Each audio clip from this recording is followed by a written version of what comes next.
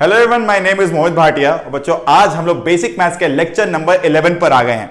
इसके पहले हम लोगों ने लास्ट लेक्चर में इंटीग्रेशन की बेसिक समझ ली थी और आज इंटीग्रेशन के थोड़े बहुत एप्लीकेशन और डेफिनेट इंटीग्रेशन के साथ हम लोग इस लेक्चर को एंड करेंगे।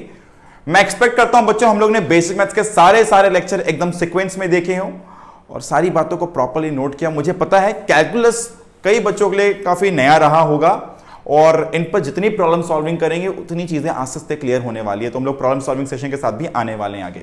फिलहाल इस वीडियो को शुरू करते हैं इन क्वेश्चन से जो हमें इनडेफिनेट इंटीग्रेशन के कुछ और कॉन्सेप्ट्स को क्लियर करने में मदद करती है। भाई, मैंने लास्ट लेक्चर में कुछ क्वेश्चन सॉल्व किया था और अब ये कुछ और क्वेश्चंस हैं। भाई, integration of 4 sin x - 2 by x, I hope ये फॉर्मूला सबने समझ रखा है। -2 dx by x, तो ये हो गया 4 cos x। sin x का इंटीग्रेशन होता है -2 ln x। ठीक है, ये हो गया i। तो i की वैल्यू हो गई -4 cos x - 2 ln x। ये हो गई i की वैल्यू। ठीक है, कैसे होता है भाई? sin x का इंटीग्रेशन होता है -cos x और cos x का इंटीग्रेशन होता है +sin x। गड़बड़ी मत करना भाई, डिफरेंशिएशन ऑफ cos होता है -sin और इंटीग्रेशन ऑफ sin होता है -cos। तो ये सारी गलतियां ना हो, ध्यान रहे। इंटीग्रेशन ऑफ sin x होता है -cos x और dx by x का ln x प्लस c, क्योंकि ये इनडेफिनेट इंटीग्रल है। राइट, क्वेश्चन नंबर 2 पर चलते हैं बच्चों। क्वेश्चन नंबर 2 पर चलते हैं। क्वेश्चन नंबर 2 पर चलते हैं। Integration of e to power 2x plus 1 by x square integrate करना है, तो मैं अलग अलग करके लिख रहा हूं। e to power 2x dx plus integration of dx by x square, और यहां पर कोई भी लिमिट दी नहीं गई है, इसका मतलब होता है इनडेफिनेट इंटीग्रेशन है। ठीक है ना भाई? हम लोग क्या लिख सकते हैं इसे? Integration of e to power 2x is e to power 2x by 2। मैंने इस पर लास्ट वाले क्लास में जो फॉर्मूला बताया था e टू पावर mx की इंटीग्रेशन होती है e to power mx by m। अगर ये बात ना समझ में आए तो इसके लिए एक तरीका है। क्या है तरीका? अपने अगर इस e टू पावर x को इंटीग्रेट करना जानते हैं पर 2x को इंटीग्रेट करना नहीं जानते हैं, तो बच्चों इसे एक बार के लिए z लेट कर दो। तो मैं अगर इस पार्ट की बात कर रहा हूं सिर्फ, है ना, integration of e to power 2x dx की, मैं अगर इस 2x को z लेट कर लूं बच्चों, तो ये हो जाएगा e टू पावर z। अब अगर ये z बन गया तो यहां पर भी dz होना चाहिए, तो मुझे यहां पे डिफरेंशिएट करना पड़ेगा बोथ साइड। तो 2 dx by dx equals to dz by dx। मैंने डिफरेंशिएट के रिस्पेक्ट टू x। मैं चाहूं तो z के रिस्पेक्ट में डिफरेंशिएट करूं dz बनाने के लिए, या फिर x के रिस्पेक्ट में डिफरेंशिएट करूं, दोनों में ही रिजल्ट बनेगा। ये तो मैंने काटा, पर मुझे काटना नहीं चाहिए। ऑब्वियसली इसकी वैल्यू हो जाएगी 1 इंटू 2, मतलब 2 into dx equals to dz। तो बच्चों dz की वैल्यू आ जाएगी dx की वैल्यू आ जाएगी dz by 2। यहां पर आएंगे, लिखेंगे dz by 2। अब integration of e to power z होता है e to power z by 2 और e टू पावर z क्या है? 2x by 2। तो रिजल्ट कैसे आया भाई? हम लोगों ने इस 2x को लेट किया z। इस मेथड का नाम है मेथड ऑफ सब्स्टिट्यूशन। मैंने पीछे वाले लेक्चर में बताया था, इसे कहते हैं मेथड ऑफ सब्स्टिट्यूशन। यहां पर सब्स्टिट्यूट किया जाता है। मुझे पता है e टू पावर x को मुझे इंटीग्रेट करना आता है, तो अगर e to power x dx होगा तो e टू पावर x ही आने वाला है। e to power z dz रहेगा तो e टू पावर z ही आने वाला है। तो भाई मैंने इस 2x को लेट किया z, पर मुझे दिखा कि अगर यहां पर z है, यहां पर अगर z है तो यहां भी dz चाहिए। तो मैंने इस 2x z को डिफरेंशिएट किया बोथ साइड, तो रिजल्ट आया 2 dx by dx dz by dx। ये हो गई 1 और मैंने क्रॉस मल्टीप्लाई किया तो बना dx equal to dz by 2। तो हम लोग यहां पर लिख देते हैं dz by 2। इस 2 को बाहर ले गए, ये रिजल्ट बना e टू पावर z का integration e to power z, और ये हाफ मल्टीप्लाई होकर बना e to power z by 2 plus c लिख दे रहे हैं। ये z क्या है? 2x। z क्या है? 2x। तो लिख दिया नेक्स्ट स्टेप में e to power 2x by 2। ये by 2 जो है ये पूरे का by 2 है। ये पूरे का बाई 2 है। ठीक है भाई, मैं चीजों को वापस एक्सप्लेन करता हूं। क्वेश्चन नंबर 2 को वापस करते हैं। Integration of e to power 2x dx plus dx by x square का इंटीग्रेशन, तो भैया इसका इंटीग्रेशन होगा e to power 2x by 2, अभी बताया मैंने, और integration of dx by x square ये क्या हो जाता है x to power minus 2 dx, इसका रिजल्ट हो जाएगा x to power minus 2 plus 1 by minus 2 plus 1, तो ये आ जाएगा x to power minus 1 by minus 1, मतलब ये हो गया माइनस 1 बाई एक्स। ठीक है भाई, x to power minus 2 plus 1 होता है x to power minus 1 by minus 1, ये हो गया minus 1 by x plus c, क्योंकि ये इनडेफिनेट इंटीग्रल है। पावर जब लिमिट नहीं दिया हुआ है, यहां पे जब लिमिट नहीं दिया हुआ है हम इसे कहते हैं इनडेफिनेट इंटीग्रल। बच्चों इनडेफिनेट इंटीग्रल में बस लिमिट दिया हुआ नहीं होता है, डिफाइंड नहीं होता है कहां से कहां तक इंटीग्रेट करना है। अब हम लोग क्या करते हैं, हम लोग डेफिनेट इंटीग्रल की बात करते हैं। इनडेफिनेट में एक बात कंफर्म है कि आंसर में एक कांस्टेंट ऑफ इंटीग्रेशन रहता है। ठीक है, डेफिनेट में ये कांस्टेंट ऑफ इंटीग्रेशन नहीं रहता है। बच्चों शुरू करते हैं बात करना डेफिनेट इंटीग्रल पर। तो what is definite integral? Definite integral मतलब जब मैंने यहां पे इंटीग्रेशन करना है तो मुझे लिमिट देना है कहां से कहां तक इंटीग्रेट हो रही है। ये हमारे x की वैल्यू है कि x की वैल्यू a से लेकर x की वैल्यू b तक रहेगी। एग्जांपल लेते हैं, ये कोई भी एक फंक्शन है, ये कोई भी एक फंक्शन है, मुझे यहां पर y रखना है और यहां पर x रखना है लेट्स से। ठीक है, और मैं यहां से अगर एक फंक्शन कैसे इंटीग्रेट कर रहा हूं, तो भैया यहां से यहां तक अगर मैं इंटीग्रेट कर रहा हूं, इंटीग्रेशन का मतलब क्या है, मैं किसी भी लेवल पर गया, किसी भी जगह पे गया, ये अगर अपनी y है, ये अगर y है, ये छोटी सी रेंज है, ये कोई dx है, तो y इंटू डी एक्स क्या हो जाएगा बच्चों, ये वाली एरिया होगी। और मैं अगर ऐसे पतले पतले सारे एरियाज को ऐड कर दूं, मैं ऐसे सारे पतले पतले एरियाज को ऐड करना चाहता हूं, तो मुझे ऐड करने के लिए इस ऑपरेटर का इस्तेमाल करना पड़ेगा। इस ऑपरेटर का मतलब है इंटीग्रेशन कहां से कहां तक, x इक्वल्स टू a से लेकर x इक्वल्स टू b तक। इसे नीचे लिखा गया लोअर लिमिट और इसे बोलते हैं अपर लिमिट। ऊपर लिखी हुई चीज को हम लोग बोलते हैं अपर लिमिट, ul मतलब अपर लिमिट, नीचे लिखी हुई चीज को हम लोग कहते हैं लोअर लिमिट। हमारे इंटीग्रेशन की जो स्टार्टिंग मतलब जो मेरा पहला स्ट्रिप होगा वो यहां पर होगा, और करते करते करते करते करते मेरी आखिरी स्ट्रिप जो कि वो यहां पर होगी। लोअर लिमिट और अपर लिमिट का मतलब हम लोग की जो इंटीग्रेशन है वो यहां से यहां तक रेंज कर रही है इस ग्राफ पर। ठीक है, और बच्चों मेरे इसके आंसर में ना कभी कांस्टेंट ऑफ इंटीग्रेशन नहीं आती, कोई प्लस से नहीं आता। ठीक है, क्या होता है इसमें, कैसे काम होता है, देखो बच्चों, मुझे मान लो इंटीग्रेट करना है, मतलब मुझे कुछ भी ऐसा एक क्वेश्चन मिला, कोई भी एक फंक्शन है, ये एक्स क्यूब हो सकती है, ये साइन एक्स हो सकती है, ये tan x हो सकती है, ये log x हो सकती है, ये e to power 5x plus 2 हो सकती है, ऐसे कोई भी एक्सप्रेशन हो सकती है ये। ठीक है, कोई भी तक एक्सप्रेशन है। तो डेफिनेट का मतलब एक अपर लिमिट और एक लोअर लिमिट दिया जाता है कहां से कहां तक। ये अपर लिमिट और लोअर लिमिट क्या है, ये x के वैल्यूज हैं, ये मैक्सिमम वैल्यू है x की और ये मिनिमम वैल्यू है x की। x इस रेंज में लाइक करेंगे, तो अपने इसको कैसे काम में लाते हैं। मैंने एक एग्जांपल लिया x क्यूब dx का इंटीग्रेशन 0 से 1 तक, मुझे इसे सॉल्व करना है लेट्स से। तो बच्चों अभी के लिए मान लो भूल जाते हैं कि यहां पे कोई लिमिट है। जैसे अपने किसी भी इनडेफिनेट इंटीग्रेशन को ऐड करते हैं, ठीक उस तरह यहां पे काम करना है। x टू पावर 3 dx का होगा integration x to power 3 plus 1 by 3 plus 1, मतलब x टू पावर 3 प्लस 1 मतलब 4 बाई 4। ठीक, ये इंटीग्रेशन करने के बाद, ये इंटीग्रेशन करने के बाद अब बारी आती है लिमिट की। ऊपर है 1, नीचे है 0। अब जहां जहां x लिखी हुई है वहां वहां मेरा एक्सप्रेशन जैसा बना, जहां जहां x है वहां x की जगह अपर लिमिट पुट करें पहले पूरे एक्सप्रेशन में, माइनस जहां जहां x है वहां लोअर लिमिट पुट करें, जो आएगा वो तुम्हारा रिजल्ट होगा। जैसे इसकी इंटीग्रेशन है x to power 4 by 4 power 1 नीचे 0, मैंने x की जगह 1 पुट किया माइनस x जगह 0 पुट किया, सॉल्व करने पर रिजल्ट आया 1 by 4।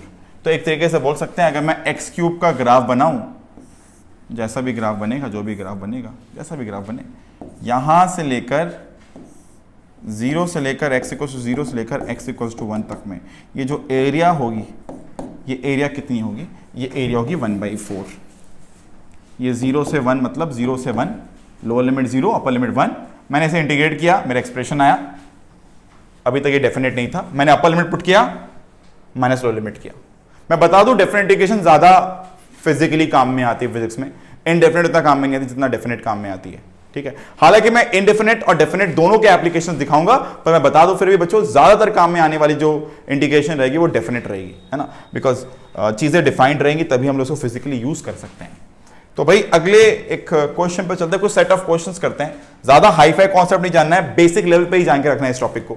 Integration of 2x³ dx, कुछ अलग नहीं करना है, मुझे इस कांस्टेंट को बाहर लेके जाना है जैसे मैंने नॉर्मल इंटीग्रेशन में करना था। ये हो गई x³ dx, ठीक, कहां से कहां लिमिट है, 1 से लेकर 3 तक, 1 से लेकर 3 तक। तो अपने क्या करेंगे, लिखेंगे 2। इंटीग्रेशन ऑफ x³ dx क्या होगी भाई, x³ + 1 / 3 + 1। अब अपर लिमिट लिख देंगे यहां पर 3, लोअर लिमिट लिख देंगे 1। ठीक भैया, ये हो गई 2 × x⁴/4, x⁴/4, अपर लिमिट है 3, लोअर लिमिट है 1। हाँ भाई, अब ये 2 बाहर रहेगी, 3 पुट करेंगे, 3⁴, ये 4 को बाहर ले जाओ, -1⁴। समझ आ रही भाई, x जगह पुट किए 3, x जगह पुट किए 1, ये 4 को मैं बाहर ले गया बिकॉज कांस्टेंट है, वो दोनों में नीचे रहने वाली थी। तो 2/4 हो गई भाई, हाफ। 3⁴ कितनी हुई, 3 क्यूब होता है 27, 27 3 = 81। हाँ जी, समझ आ रही है, 81 - 1, 81 - 1 हो गई, कितना कितना हुआ भाई, ये 80/2 मतलब 40, ये हो गया I, 80/2। आगे चलते हैं, integration of dx/x। I hope ये पीछे वाले क्वेश्चन सब लोग ने कॉपी कर लिया है ना। नॉर्मल इंटीग्रेशन करने के बाद अपर लिमिट माइनस लोअर लिमिट करना था और रिजल्ट आ गया। आगे बढ़ते हैं, इंटीग्रेशन ऑफ dx/x। तो भैया इसकी वैल्यू क्या होगी, इसकी वैल्यू होगी I = dx/x मतलब log x, है ना। इंटीग्रेशन ऑफ dx/x होता है log x और अपर लिमिट है 4, लोअर लिमिट है 2, लिखते हैं इसे log 4 - log 2। ये हो गई log 4/2 मतलब हो गया log a - log b is log a/b। ठीक है ना, ये रहा आंसर। मेरे आंसर में कोई प्लस ही नहीं रहेगी बिकॉज ये डेफिनेट इंटीग्रल है, यहां वैल्यू आती है सीधा। e⁻x dx, integration of e⁻x dx is e⁻x only. Upper limit क्या है भाई 3 और लोअर लिमिट क्या है 0। इसका इंटीग्रेशन e⁻x ही था और अपर लिमिट है 3, लोअर लिमिट है 0। अपर लिमिट है 3, लोअर लिमिट है 0। लिखते हैं यहां पर e⁻3 - e⁻0। e⁻3 का वैल्यू मुझे नहीं पता, e⁻0 1 होता मुझे पता है। ये हो गई I की वैल्यू,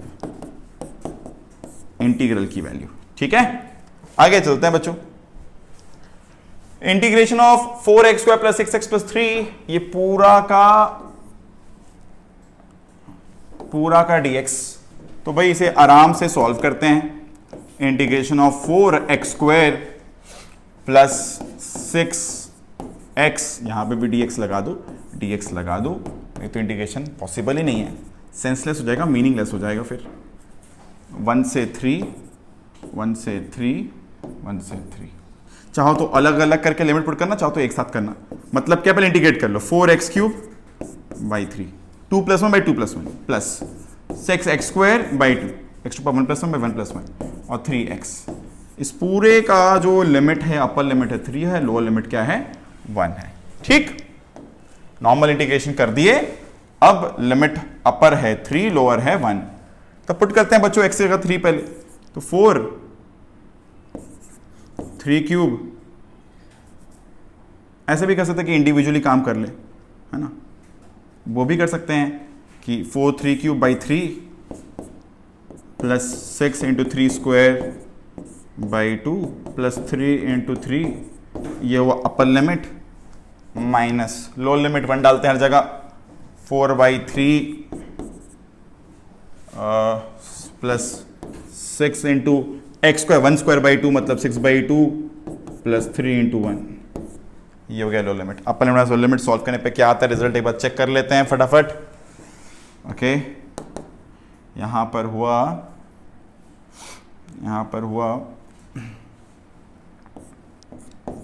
4 × 3², 3² 9, 9 4 ज़ा 9 4 ज़ा 36 प्लस 3 × 3² मतलब 27 प्लस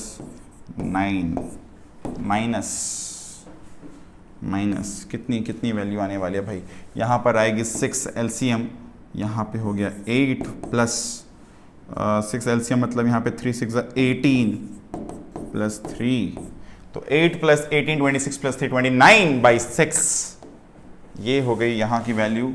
अब माइनस करना है 36 प्लस 9 45, 45 प्लस 27 62 72, ठीक है भाई, माइनस 29/6। बात समझ आ रही भाई, ये 3 2 का एलसीएम आया 6, अच्छा गलती हो गई यहाँ पे, 6 3 18, गलती तो यहीं पर हो गई है ना, यहाँ पे डिनोमिनेटर में 1 था तो ये हुआ 6 3 18, ये 2 और 6 यहाँ पे 3 3 6 18, और यहाँ पर 2 था तो 4 4 4 2 8, तो 18 प्लस 18 हो गया 36, 36 प्लस 8 हो गया 44, ये होगा 44/6। सॉल्व कर लें थोड़ा सा इसको, 22/3, ठीक है, तो 3 एलसीएम लेते, 72 3 से कितना हो जाएगा भाई 216 माइनस 22, कितनी आती है भाई वैल्यू वाली, ये वैल्यू लगभग हो जाएगी 194/3, ठीक है। हाँ भाई समझ आ रही है, 216 minus 22 is like 194/3 is the answer. कोई कांस्टेंट ऑफ इंटीग्रेशन नहीं, बस वैल्यू पुट करना था, थोड़ा मेहनत करना पड़ा, मुझे चाहिए तो मैं 3 पूरा पुट किया, -1 पूरा पुट किया, मैं चाहता तो ऐसे करता, मैंने 3 पुट करना था यहीं पर, -1 करना था, 3 पुट करना था यहीं पर, -1, 3 पुट करना था -1, है ना, हर एक में काम हो जाता है एक बार में। फाइन, नेक्स्ट क्वेश्चन पे चल रहे हैं भाई। इंटीग्रेशन ऑफ cos x क्या होगा, i की value integration of cos x से क्या होगी भाई, इंटीग्रेशन ऑफ cos x होती है sin x, और अपर लिमिट क्या है π/2 और लोअर लिमिट है -π/2, अपर लिमिट 90, नीचे वाली -90, +90 का मतलब होता है जब एंगल घूम रहा है ऐसा एंटी क्लॉकवाइज, और नेगेटिव मतलब एंगल घूम रहा है इस तरह, पॉजिटिव एंगल मतलब एंटी क्लॉकवाइज, नेगेटिव मतलब क्लॉकवाइज। तो भाई यहां पर होगी sine 90 minus sine upper limit minus sine lower limit.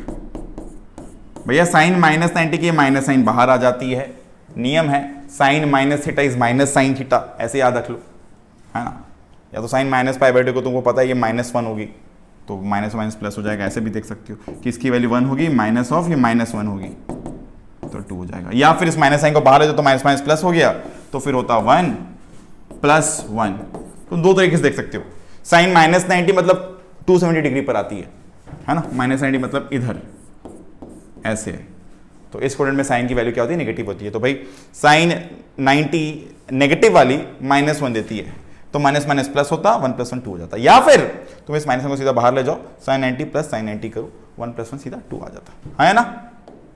आगे चलते हैं बच्चों, आगे चलते हैं, इंटीग्रेशन ऑफ साइन x, भैया इंटीग्रेशन ऑफ साइन x होता है cos x, और यहां अपर लिमिट है पाई और लोअर लिमिट है 0। इंटीग्रेशन ऑफ साइन x होता है cos x मतलब minus sine, integration of sine x is minus cos x, integration of cos x is plus sine x, whereas integration of sine x is minus cos x। बच्चों यहां पर put करते हैं cos pi minus cos 0, ये कितनी होगी -1 cos 0 is 1, cos pi is -1, तो -1 -2 -1 this will be +2, i की वैल्यू होगी +2, ठीक है, समझ आ रहा है। इस तरीके से हम लोगों ने डेफिनेट इंटीग्रल को भी समझा। भाई डेफिनेट इंटीग्रल ना कुछ ऐसा अलग नहीं है, अगर अपने को इनडेफिनेट इंटीग्रेशन करनी आती है तो बस एक लास्ट स्टेप अलग है इसमें अपर लिमिट और लोअर लिमिट जो दिया होता है उसे पुट करके माइनस करना है आपस में, और यहां पे आंसर में कोई प्लस सी नहीं होती है, और मैं बताऊं फिजिक्स में ज्यादातर हमें डेफिनेट इंटीग्रेशन ही काम में आने वाला है। इसी के बाद साथ हम लोग का इंटीग्रेशन लगभग खत्म होता है। हम लोग की तरफ से हम लोग ने बेसिक मैथ्स के लगभग सारे कॉन्सेप्ट्स कवर कर लिए हैं। ग्राफ्स पर अगर और हुआ पॉसिबल हुआ तो मैं ग्राफ्स पर और बात करना चाहूंगा, कुछ एप्लीकेशन कुछ न्यूमेरिकल के साथ, पर मेरी तरफ से लगभग बेसिक मैथ्स के सारे रिक्वायरमेंट कंप्लीट हो गई है। कुछ एप्लीकेशन न्यूमेरिकल शीट के साथ हो सकता है हम लोग वापस मिले, और इसके बाद जो अगला चैप्टर स्टार्ट होने को है वो है काइनेमैटिक्स। मैं एक्सपेक्ट करता हूं हम लोग सब गियर्ड अप रहें और सारी बातें जो बताई गई हैं उनको बढ़िया से समझ के और सीख के रखें। This much for this video, keep watching, keep learning, thank you.